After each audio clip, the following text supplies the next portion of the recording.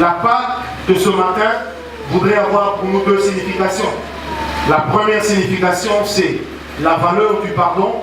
Et la deuxième signification, c'est la valeur du sacrifice. Je prie Dieu pour être le moins long possible. Il y a la valeur du pardon et la valeur du sacrifice. La première phrase que le Saint-Esprit était en train de répéter dans mon cœur était celle-ci. C'est que le pardon que Jésus ou que Dieu nous accorde n'est pas un signe de faiblesse divine. Est-ce que vous me comprenez? Donc Dieu ne nous pardonne pas nos péchés parce qu'il est faible à notre égard.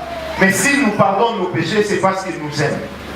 Autrement dit, le langage du pardon est un langage d'amour. Et celui qui ne peut pas marcher dans le pardon ne peut pas non plus prétendre aimer. Alléluia. Parce que c'est l'amour qui caractérise et qui valorise le pardon. Et s'il n'y avait pas eu le pardon, remarquez, une fois qu'on amène Jésus, avant même de le crucifier, il commence déjà par dire, Père, pardonne-leur car ils ne savent pas ce qu'ils font. Parce que Jésus était conscient d'une chose.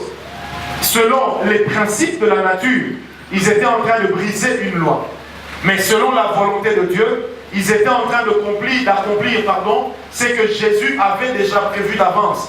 Lorsqu'il avait dit, Père, me voici, je veux mourir pour eux. J'accepte, c'est ma volonté de mourir pour eux. Amen. Et cette volonté que Jésus avait exprimée était déjà la volonté qui se cachait dans le Père. Et lorsque nous célébrons la Pâque, c'est pour nous une occasion de se poser la question, où en sommes-nous? Il y a deux grandes choses que le Seigneur a fixées à l'homme comme étant des monnaies d'échange. Il dit, honore ton Père et ta Mère afin que tu vives longtemps. Et la deuxième, c'est lorsque Jésus lui-même dit, Seigneur, pardonne-nous nos offenses, comme nous aussi nous faisons quoi?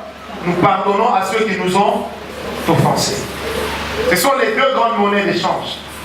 Or, si vous étudiez les autres monnaies, vous allez remarquer qu'il y a la grâce qui intervient fortement. Nous ne méritons rien, Dieu nous le donne. Mais la longévité est quelque chose également de mérité. Le premier volet, c'est lequel? C'est que, premièrement, Dieu nous pardonne par grâce, parce que nous sommes ignorants. Nous ne savons pas ce que nous faisons. Mais la deuxième, c'est lorsque nous savons ce que nous faisons et que nous réalisons que nous avons péché, en ce moment-là, le pardon que nous demandons à Dieu, il nous l'accorde en fonction de notre manière de pardonner aux autres. Amen. Autrement dit, celui qui accepte de pardonner à l'autre, il sème dans la gibecière du pardon. Et vous remarquez le même nombre, le même chiffre, c'est qui revient chaque fois. Pourquoi? Parce que tout simplement, à chaque fois que tu pardonnes à celui qui te fait du mal, à chaque fois que tu pardonnes à celui qui te cause du tort, tu es en train d'emmagasiner une provision de pardon pour toi. Donc quand tu pardonnes à celui qui te fait du mal, ce n'est pas à celui-là que tu fais du bien, mais c'est à toi-même que tu es en train de faire du bien. Vous savez, aujourd'hui dans l'église chrétienne, tout le monde est devenu un juge potentiel. Tout le monde est là pour dire, pas celui-là, il est impur, pas celui-là, c'est un aventurier, pas celui-là, il est ceci, il est cela. Frère, je voudrais dire à chacun de nous, Dieu a eu aussi l'opportunité de dire, pas celui-là. Est-ce que quelqu'un est avec moi? Et l'amour que Dieu nous demande de témoigner aux autres est un amour désintéressé. C'est-à-dire, nous n'aimons pas l'autre par rapport à ce qu'il peut nous donner, par rapport à ce qu'il peut représenter pour nous. Mais nous l'aimons tout simplement parce que nous le voyons créé à l'image de Dieu. Et il n'y a pas de sanctification possible lorsqu'on n'est pas capable d'aimer. Un homme aigri, un homme haineux ne peut pas prétendre aimer. Alléluia. Et au départ, un sacrifice que nous consentons. Est-ce que quelqu'un est avec moi? Tout pardon que nous accordons est d'abord un sacrifice que nous consentons, étant une vie que nous devons mener. Alléluia. Le pardon, j'insiste, est un sacrifice. Dis à toi, ton voisin, ce n'est pas un don. Il n'y a personne sur terre qui soit né avec le don du pardon. C'est pourquoi Dieu n'a pas inséré le don du pardon parmi les dons de l'esprit, ni même parmi les dons du corps. Est-ce qu'on me comprend? Donc il n'y a pas des gens qui sont nés avec la capacité de pardonner et d'autres qui sont nés avec la capacité de ne pas pardonner. Est-ce qu'on me comprend? Cette capacité ou cette incapacité est d'abord fonction de l'état de notre cœur. Vous savez, pardonner à celui qui vous fait du mal, ce n'est pas facile. Parce que quand quelqu'un vous fait du mal. Pourquoi nous disons il vous fait du mal? Parce que vous ressentez ce mal en vous. N'est-ce pas? Vous sentez que votre cœur est en train de s'aigrir. Vous sentez qu'au fond de vous, vos sentiments sont troublés. Vous posez la question, comment lui aussi a-t-il pu me faire ça? Ne vous coûte rien, il n'est pas un vrai pardon. Dieu avait toutes les raisons d'arrêter la création et d'envoyer tout le monde en enfer. Une forme de vie meilleure que la nôtre, dans laquelle il aurait peut-être ceinturé la planète avec une clôture impénétrable par le diable. Mais il ne l'a pas fait. Quand nous avons péché, il a dit, je vous chasse du jardin, mais j'enverrai quelqu'un qui mourra pour vous. Non, dites-le bien, si le pardon ne te coûte rien, il ne vaut rien. Vous réalisez que vous avez mal. Et si le pardon ne marche pas avec la capacité d'oubli, c'est que ce pardon-là n'est pas non plus très sincère. Le pardon peut être spontané, mais l'oubli, c'est un processus dans lequel on s'inscrit. Est-ce que quelqu'un est avec moi? Et si Dieu n'avait pas donné son Fils, et si le Fils n'avait pas accepté par amour de pardonner, ça ne marcherait pas. Alléluia. Quelle est cette chose que tu n'arrives pas à pardonner? Quelle est cette chose quand ça t'arrive? Comme un homme disait un jour à un de ses amis, si tu me fais ça, je t'assure, à cause de toi, j'irai en enfer. S'il avait vu l'enfer, il ne parlerait pas comme ça. C'est de l'ignorance. Alléluia. Combien de fois faut-il pardonner? Autant de fois que vous réalisez que l'autre vous a fait du mal. La vie chrétienne est basée sur l'œuvre de la croix. Et l'élément essentiel de l'œuvre de la croix n'est pas la croix seule, mais c'est d'abord le sang. Oh, et le sang et la croix représentent deux choses, l'amour mais aussi le pardon. Même moi qui vous parle, j'ai toutes mes raisons pour ne plus adresser la parole à certaines personnes. Vous savez, quand vous écoutez les gens parler, vous avez comme l'impression qu'ils se disent, en tout cas, prophète, Naï, je ne peux pas pardonner. Ça c'est vous, moi ça ne passera pas. Amen. Donc ils disent, non, ça c'est ma dignité sur laquelle on est en train de marcher. Je n'accepterai jamais ça.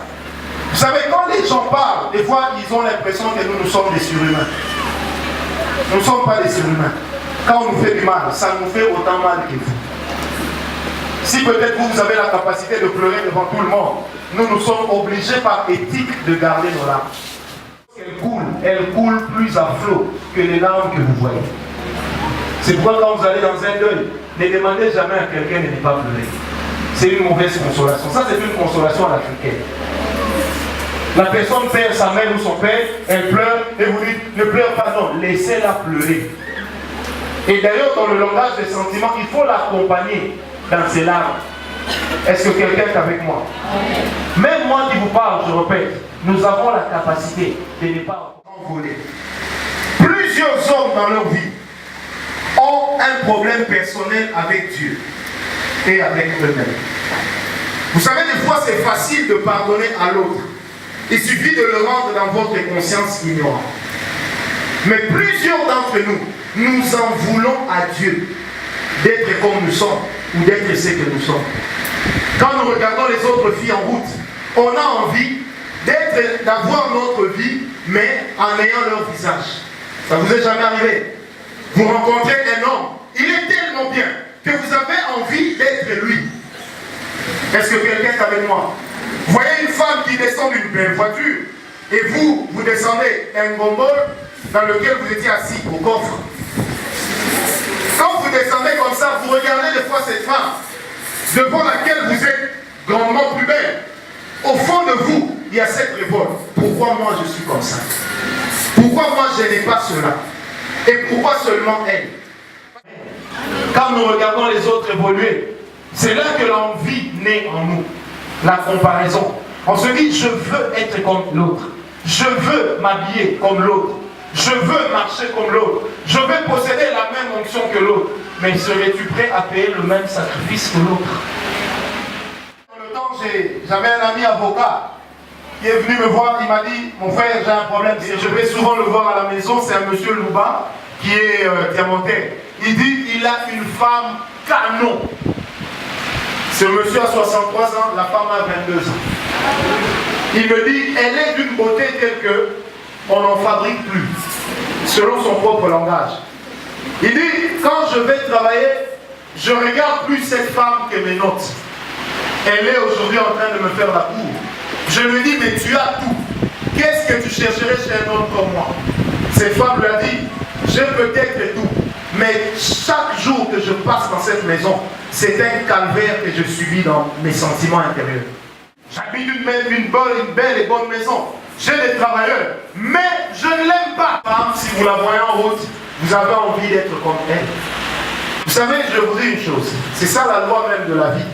Si Dieu permettait que chacun de nous prenne sa vie et la mette ici, et après qu'on demande à chacun à tour de rôle d'aller choisir une vie, vous allez vous rendre compte que chacun choisira sa propre vie.